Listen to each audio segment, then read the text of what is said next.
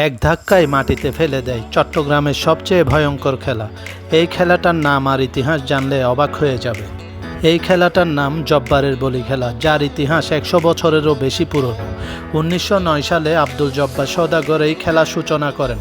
তখন ব্রিটিশ শাসন চলছিল, আর তিনি চেয়েছিলেন বাঙালি যুবকদের শক্তিশালী, সাহসী আর লড়াকু করে তুলতে। প্রতি বছর চট্টগ্রামের ঐতিহাসিক লালদিঘি ময়দানে এই খেলা অনুষ্ঠিত হয়। এখানে বলি মানে শক্তিশালী কুস্তিগির। দেশের বিভিন্ন প্রান্ত থেকে আসা বলিরা লড়াই করে, আর যে প্রতিপক্ষকে মাটিতে ফেলতে পারে সেই হয় আসল চ্যাম্পিয়ন।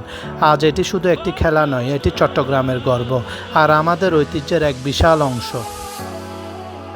আসসালামু আলাইকুম। আমরা এখন যাচ্ছি লালদিঘির ময়দানের আব্দুল জব্বারের বলি খেলায়। সাথে আছে আমার প্রিয় মেয়ে ও আমার ওয়াইফ। প্রথম সাময়িক পরীক্ষা আরম্ভ হবার ঠিক আগ মুহূর্তেই মেলায় যেতে পেরে আমার মেয়ে খুবই আনন্দিত। চট্টগ্রাম রেল স্টেশন পার হয়ে নিউ মার্কেট চত্বর পার হতেই দেখি প্রচুর জ্যাম শেষ করে অনেক কষ্টের বিনিময়ে আমরা গিয়ে পৌঁছালাম মেলা স্থলে। মেলায় ঢুকতেই দেখি প্রচুর ভিড়। এত ভিড় দেখে অবশ্য আমার মেলায় ঢুকতেই প্রবেশ করতে ইচ্ছে করছিল না। তারপরেও কি আর করার, যেহেতু ওয়াইফ আর বাচ্চাকে নিয়ে আসলাম মেলাতে, ঢুকতে তো হবেই। ভিড়ের মধ্যে আস্তে আস্তে সামনের দিকে এগোচ্ছিলাম। এগোতেই মেয়ের বায়না শুরু হলো, কাঠের খেলনা কিনবে। কি আর করার, যে বায়না সেই কাজ। 130 টাকার বিনিময়ে 8 পিসের এক সেট কাঠের খেলনা কিনে দিলাম মেয়েকে। মেয়ে তো কাঠের খেলনা পেয়ে মহা খুশি। এবার আবার ভিড়ের মধ্যে আস্তে আস্তে এগোচ্ছিলাম এবং বিভিন্ন স্টলগুলো পরিদর্শন করছিলাম। পুরো মেলা জুড়ে কয়েক হাজার স্টল বসানো হয়েছে। কি নেই এই মেলাতে? সব কিছুই পাওয়া যায় এই মেলাতে।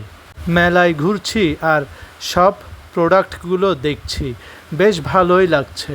মেলাতে অবশ্য চট্টগ্রাম জেলা পরিষদ কর্তৃক প্রশিক্ষণার্থী দ্বারা উৎপাদিত পণ্য বিক্রয় করা হচ্ছিল। চট্টগ্রাম কারাগারের বন্দীদের দ্বারা উৎপাদিত পণ্য বিক্রয় করা হচ্ছিল। এই উৎপাদিত পণ্য বিক্রির পরে যে মুনাফা হবে তার একটি অংশ বন্দীরাও পেয়ে থাকেন।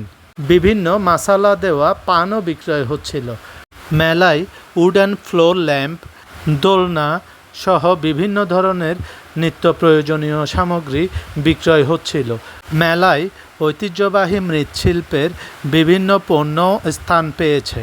আমরা যখন জহুর হকার মার্কেটের পাশে এসে পৌঁছালাম তখনই চোখে পড়ল মুসাফির রেস্তোরাঁ। পেটে যেহেতু ক্ষুধার ইঁদুর দৌড়াচ্ছে, তো আমরা তো আর না খেয়ে পারি না, তাই বসে পড়লাম মুসাফির রেস্তোরাঁয়। আমার মেয়ের পছন্দ গ্রিল, নান আর পরোটা। তো মেয়ের যা পছন্দ আমাদেরও তাই পছন্দ, তাই আমরা অর্ডার করে ফেললাম গ্রিল, নান, পরোটা। কিছুক্ষণের মধ্যেই আমাদের গ্রিল, নান, পরোটা এসে হাজির। আমরা সবাই বসে পেট পুরে খেয়ে নিলাম। আমার মেয়ে তো মহা খুশি। নাস্তা শেষ করে আমরা আবার আস্তে আস্তে মেলার উদ্দেশ্যে রওনা দিলাম। নিচে নেমে দেখি ব্যাংক, প্রচুর মাটির ব্যাংকগুলো অবশ্য একটির চাইতে একটি অত্যন্ত সুন্দর। আর একটু এগোতেই চোখে পড়ল ফুচকার দোকান।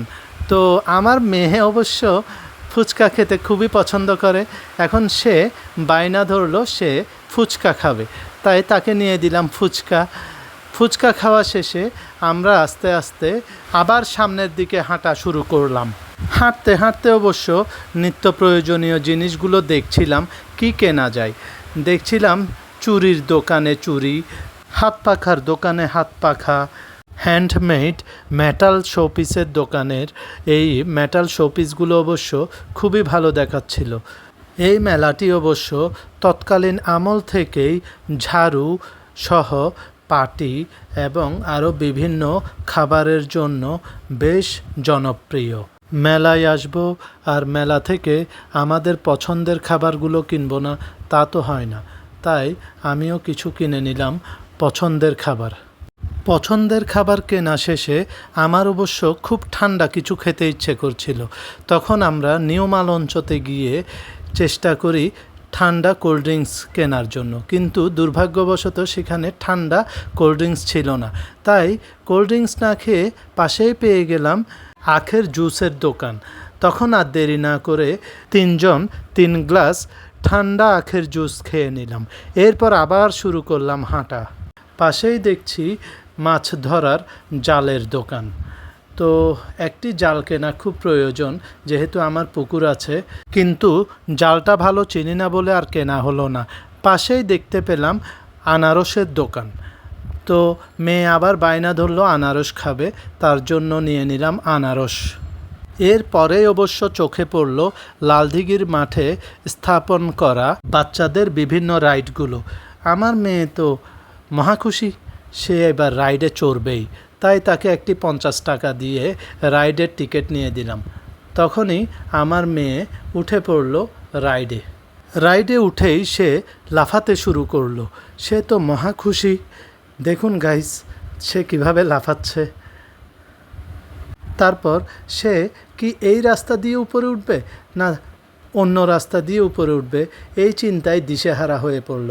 শেষ পর্যন্ত সে ডান পাশের রাস্তা দিয়ে উপরে উঠে পড়ল এবং মহা আনন্দ নিয়ে রাইডটিতে চড়ছিল।